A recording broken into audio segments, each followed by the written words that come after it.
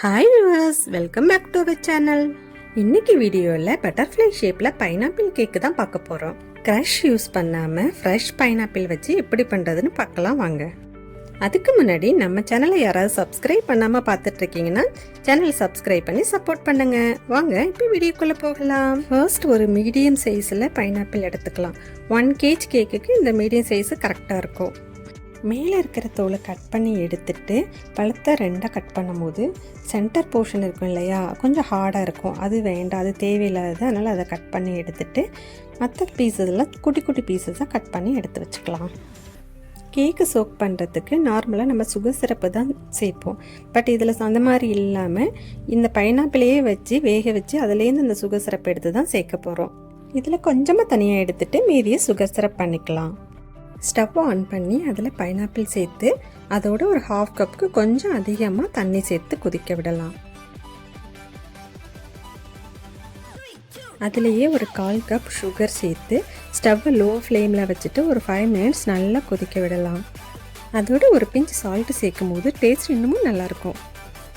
இது எல்லாமே லோ ஃப்ளேமில் நல்லா வெந்து அந்த பைனாப்பிள் இருக்கிற எசன்ஸ் எல்லாமே அந்த சுகர் சிரப்பில் நல்லா இறங்கிடும். 5 மினிட்ஸ் கழித்து ஸ்டவ்வை ஆஃப் பண்ணிவிட்டு நல்லா ஆற வச்சு வடிகட்டி எடுத்துக்கலாம். பைனாப்பிள் சிரப்பை ஃபில்ட்ரு பண்ணி எடுத்துட்டு இந்த இருக்கிற பைனாப்பிளை வேஸ்ட் பண்ண வேண்டாம். அதை வச்சு தான் நம்ம பைனாப்பிள் க்ரஷ் பண்ண போகிறோம். 1 kg கேக் சோக் பண்ணுறதுக்கு நமக்கு 1/2 கப் அளவுக்கு சுகர் சிரப்பு தேவைப்படும். இதில் கரெக்டாக நமக்கு 1/2 கப்புக்கு கிடச்சிருக்கு. இந்த சிரப்பை நீங்கள் கேக்கில் யூஸ் பண்ணி பண்ணும்போது கேக்கோட டேஸ்ட் ரொம்பவே சூப்பராக இருக்குங்க. இப்போ நம்ம பைனாப்பிள் க்ரஷ் ரெடி பண்ணிக்கலாம். சுகர் சிரப்பு எடுத்துகிட்டு வச்சுருந்தோம் இல்லையா பைனாப்பிள், அதையும் ஆல்ரெடி நம்ம கட் பண்ணும் போதே எக்ஸ்ட்ரா கொஞ்சம் எடுத்து வச்சுருந்தோம் இல்லையா, அதையும் சேர்த்து மிக்சியில் நல்லா அரைச்சி எடுத்துக்கலாம். ஏன்னா சுகர் சிரப்பு எடுத்த பைனாப்பிளில் கொஞ்சம் அதோட ஃப்ளேவர் கம்மியாகும். அதுக்காக தான் ஃப்ரெஷ்ஷாக கட் பண்ண பைனாப்பிளையும் கொஞ்சம் அதோடு சேர்த்து நம்ம அரைச்சி எடுத்துக்கிறோம். ஸ்டவ் ஆன் பண்ணிவிட்டு கடாயில் அரைச்ச பைனாப்பிளையும் அதோட நான் 4 டீஸ்பூன் சுகர் சேர்த்து நல்லா மிக்ஸ் பண்ணிக்கலாம். 4 டீஸ்பூனுங்கிறது நீங்கள் எடுத்திருக்க பைனாப்பிளை பொறுத்து மாறும். ஏன்னா ஒவ்வொரு பைனாப்பிள் நல்லா ஸ்வீட்டாக இருக்கும், ஒரு சில பைனாப்பிள் கொஞ்சம் புளிக்கிற மாதிரி இருக்கும். அப்போ கொஞ்சம் நம்ம எக்ஸ்ட்ராவே கொஞ்சம் சுகர் சேர்க்குற மாதிரி இருக்கும். இதில் எக்ஸ்ட்ரா நீங்கள் எந்த தண்ணியுமே சேர்க்க வேணாம். ஏன்னா நீங்கள் சுகர் சேர்த்துருக்கீங்க இல்லையா, அதுவே தண்ணி விட்டு அந்த தண்ணி நல்லா கொதித்து திரும்ப க்ரஷ் மாதிரி வந்துடும். இந்த கன்சிஸ்டன்சி வரும்போது ஸ்டவ் ஆஃப் பண்ணிக்கலாம். ஏன்னா இது ஆறும்போது இன்னமும் கெட்டியாயிடும். இதுக்கு மேலே டைட் ஆகிடுச்சுன்னா நம்ம கேக் மேலே ஸ்ப்ரெட் பண்ணும்போது ரொம்ப கஷ்டமாக இருக்கும். க்ரஷ் ரெடியாக இருக்கு. இப்போ ஐசிங் பண்ண ஸ்டார்ட் பண்ணலாம். பைனாப்பிள் ஸ்பாஞ்ச் கேக்கை டாப் போர்ஷனில் கட் பண்ணி எடுத்துட்டு அதை 3 லேயராக ஸ்லைஸ் பண்ணி எடுத்துக்கலாம். கேக் போர்டு மேலே ஃபர்ஸ்ட் லேயர் கேக்கை வச்சுட்டு அதுக்கு மேலே நம்ம எடுத்து வச்சுருக்க சுகர் சிரப்பை அப்ளை பண்ணிக்கலாம். அதுக்கு மேலே பீட் பண்ணி வச்சுருக்க விப்பிங் க்ரீமை ஒரு லேயர் கொடுத்துக்கலாம்.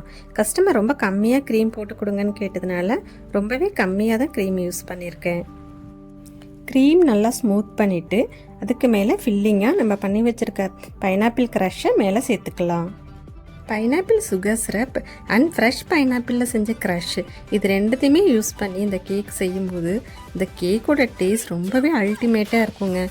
க்ரஷ் எல்லா சைடும் ஃபுல்லாக கவர் பண்ணுற மாதிரி நல்லா ஸ்ப்ரெட் பண்ணி எடுத்துக்கலாம். அதுக்கு மேலே டேஸ்ட்டுக்காக கொஞ்சம் ஒயிட் சாக்லேட்டையும் இந்த மேலே திருப்பி போட்டிருக்கேன். இதே மாதிரியே செகண்ட் லேயருக்கும் கொடுத்து எடுத்துக்கலாம்.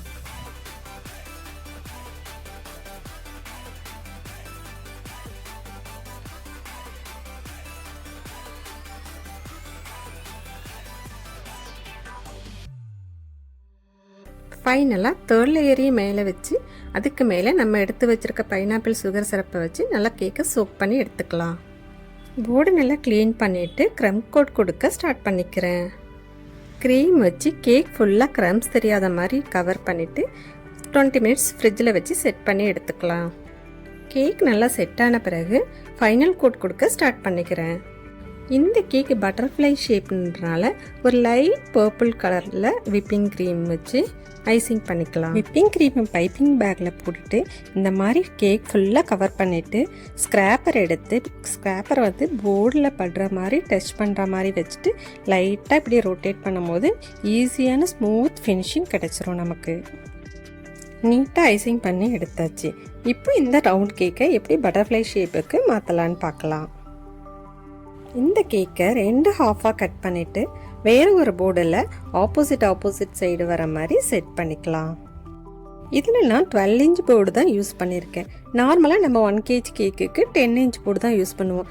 பட் இதில் கிராஸாக வைக்கிறதுனால 10 இன்ச் போர்டு வந்து நமக்கு அவ்வளோ கரெக்டாக இருக்காது. ஸோ நான் இதில் 12 இன்ச் போர்டு யூஸ் பண்ணிக்கிட்டேன். இந்த 2 பீஸையும் ஜாயின் பண்ணும் போதே நம்ம அந்த பட்டர்ஃப்ளையோட ஃப்ரண்ட் சைடில் வந்து கொஞ்சம் வைடாக இருக்கிற மாதிரியும் பேக் சைடு வந்து கொஞ்சம் சின்னதாக இருக்கிற மாதிரியும் பார்த்து ஜாயின் பண்ணிக்கணும். 2 ஈவனாக வச்சா அது பட்டர்ஃப்ளை ஷேப் மாதிரியே இருக்காது பார்க்குறதுக்கு. அதனால தான் 2 சைட்லேயும் சென்டரில் ஒரு ட்ரையாங்கிள் ஷேப்பில் குட்டியாக 2 பீஸ் கட் பண்ணி எடுத்துகிட்டு அதில் க்ரீம் வச்சு ஃபில் பண்ணி எடுத்துக்கிறேன். சைடெல்லாம் நீட்டாக கம்ப்ளீட் பண்ணி எடுத்துகிட்டு சைடில் போர்டில் சைட்ஸ்லாம் நல்லா நீட்டாக க்ளீன் பண்ணிவிட்டு மேலே டெக்கரேட் பண்ண ஸ்டார்ட் பண்ணிக்கலாம். இந்த பட்டர்ஃப்ளையோட கலர் வந்து டார்க் பர்பிள்லேருந்து அப்படியே கொஞ்சம் கொஞ்சமாக லைட் பர்பிளாக லைட் கலருக்கு வரணும்.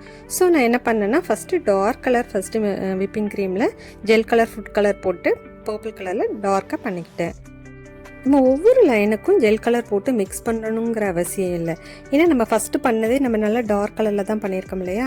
அதில் கொஞ்சம் க்ரீம் எடுத்துகிட்டு அதோடு நீங்கள் ஒயிட் கலர் க்ரீம் சேர்க்கும் போது கொஞ்சம் லைட் ஆகிடும். அதுக்கு நெக்ஸ்ட்டு அது மாதிரியே அதில் க்ரீம் எடுத்து அந்த லைட் கலர்லேருந்து எடுத்து இன்னும் கொஞ்சம் ஒயிட் கலர் எடுத்து சேர்க்கும் போது இன்னும் கொஞ்சம் லைட் ஆகிடும். இந்த மாதிரி அந்த லைட் க்ரீம்லேயே நீங்கள் ஒயிட் கலர் க்ரீமை சேர்த்துட்டே வர வர உங்களுக்கு லைட் கலர் அப்படியே வந்துகிட்டே இருக்கும். ஜெல் கலர் மிக்ஸ் பண்ணுறது என்னால் வீடியோ ரெக்கார்ட் பண்ண முடியாமல் போயிடுச்சு. பட் நான் சொன்னது உங்களுக்கு புரிஞ்சிருக்கும்னு நினைக்கிறேன். இந்த மாதிரி க்ரீமை பைப்பிங் பேக்கில் போட்டுட்டு சின்ன சின்ன டாட்டாக வச்சுட்டு இந்த ஸ்பூன் பேக் சைடு வச்சு லைட்டாக இழுத்து விட்டிங்கன்னா டிசைன் இதே மாதிரி ரொம்ப அழகாக கிடச்சிரும்.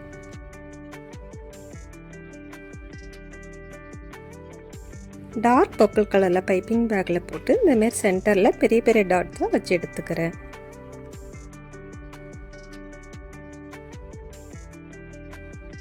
ஸ்டார் நாசில் வச்சு இந்த மாதிரி சைடில் பார்டர் கொடுத்துக்கிறேன். சென்டரில் இந்த மாதிரி கொடி மாதிரி டிசைன் போட்டு எடுத்துக்கலாம். இதை போடுறதுக்கு க்ரீம் கொஞ்சம் ஃப்ளெக்சிபிளாக இருந்தால் தான் கொஞ்சம் ஈஸியாக இருக்குது.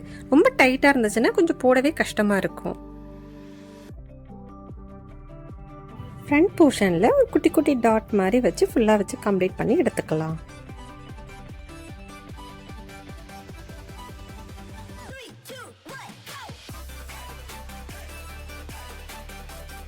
டார்க் சாக்லேட்டை மெல்ட் பண்ணி பட்டர்ஃப்ளையோட சென்டரில் கொஞ்சம் லைனாக போட்டு எடுத்துக்கிட்டேன். அது பார்க்குறதுக்கு ரொம்ப அழகாக இருந்தது. அதே சாக்லேட் வச்சு பட்டர்ஃப்ளைக்கு 2 கண் 2 ஆண்டனா மாதிரி பண்ணி அதை ஃப்ரண்ட்டில் வச்சு விட்டாச்சு. வித் குட்டியாக ஒரு டெயில் மாதிரி பண்ணி பட்டர்ஃப்ளையில் பேக் சைடு வச்சாச்சு. 2 சைட்லேயும் கொஞ்சமாக ஸ்ப்ரிங்கிள்ஸ் தூவி இந்த கேக்கு கம்ப்ளீட் பண்ணிக்கிட்டேன். உங்களுக்கு இந்த வீடியோ பிடிச்சிருக்குன்னு நினைக்கிறேன். வீடியோ பிடிச்சிருந்தா சப்ஸ்கிரைப் பண்ணி லைக் பண்ணுங்கள். தேங்க்ஸ் ஃபார் வாட்சிங்.